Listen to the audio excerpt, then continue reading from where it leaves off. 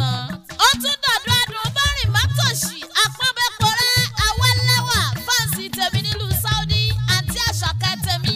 Owó màmá Àjọkẹ́ alájà Kúdí owó. Màámi wọ́n lọ lẹ́lọ́dún kan lónìí inú owó àtàlàáfíà Kíkẹ́ lọmọ tẹ̀mí ò ní bọ́ lórí ìdùbúlẹ̀ àìsàn. Ìdààmú ò ní dé bá lórí ọmọ ò sì ní sunkún. Lórí ọkọ ò ní kàgbákò lórí ẹbí ò ní rógun àsárépè. Ò ní dáràn Àṣàkẹ́ àrán ló mọ̀ dá ò ní rálákòóbá ìwọ náà sì ní kóbá yàn. Níwọ̀n ọba tó kù tọ́dún yóò ṣe parí Àṣàkẹ́ ò ní bọ́dún lọ àwọn èso rẹ̀ ò ní dàwátì. Mọ́mísí Blessing ò ní rọ́ǹgbé sọnù bí ó ṣe bí ọmọ. Ó lé ara àti tẹ̀mí ò ní jọ Àṣàkẹ́ òkè tó wà ò ní jábọ́ lógun ọlọ́run wàrà fàánẹ́ mọ́ńkánà àlìyá ni. Kíkẹ́ lọ́mọ èmi mọ̀ tí ń jíjí ọpẹ́ ń tèmi ṣe ni kò jẹ́ àjọjọ́ ẹnu ọpẹ́ rẹ̀ ò sì ní kan.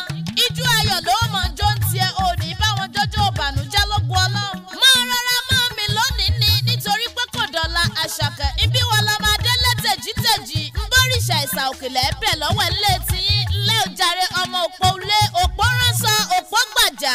Kíkẹ́ lọ́mọ wọn lẹ́yìn lọ́mọ òkè lọ́rọ̀ arìngbìnrin ọwọ́ bọ̀ dẹ́dẹ́. Wọ́n wá ní bọ́mi bá sàn jánà lé bàbá tó bí ọlọ́mọ ṣe ní pewúrẹ́ ọ̀ràn. Àṣàkẹ́ àsẹ́yìn lọ́mọ mi onígẹrú tájèjì kan ò gbọ́dọ̀ bu ẹsẹ̀ ń bẹ̀. Kíkẹ́ lọ́mọ mọ́ ti padà lẹ́yìn mi ṣe ni kò jẹ́ àtúnjọ dé ìlú Ìbàdàn nílùú yẹyẹ tó bí ọlọ́mọ. Yẹyẹ tó bí ọlọ́mọ ló máa jòrò sùn ọmọ àjàgbéjà kára ń fi kára ń fọ́rin mu. Wọ́n ní ká yẹyẹ tó bí ọlọ́mọ ọmọjà ń jọ́ sí àfìgbà tó kọjá lẹ̀ tó sì já gbogbo aládùúgbò lógún nítorí pé ìran bàbá àwọn ìbánisọ̀rẹ́ ìmúnilọ́sọ́jú ogun. Ìlú wọn ló lẹ́gbẹ́ ń jàre Ọlọ́run bí wọ́n ṣe gbára ẹlẹ́bẹ̀ náà ń gbára oko. Wọ́n lọ́sẹ̀jì rẹ̀ lómi abùmùbùwẹ̀ nílùú àwọn yẹyẹ tó bí ọlọ́mọ. Àṣàkẹ́ ó ti ṣe tọdún iná tẹ̀mí ò ní bọ́ nínú sàré láṣẹ Èdùmàrè. Kíkẹ́ lọ́mọ adúrédè lọ́kọ̀ mi láti iléeṣẹ́ Ahmad Entertainment Concept ni. Ṣé ni kó mọ̀ sọ fáwọn èèyàn tó mọ yìí ń tó dà bíi tiẹ̀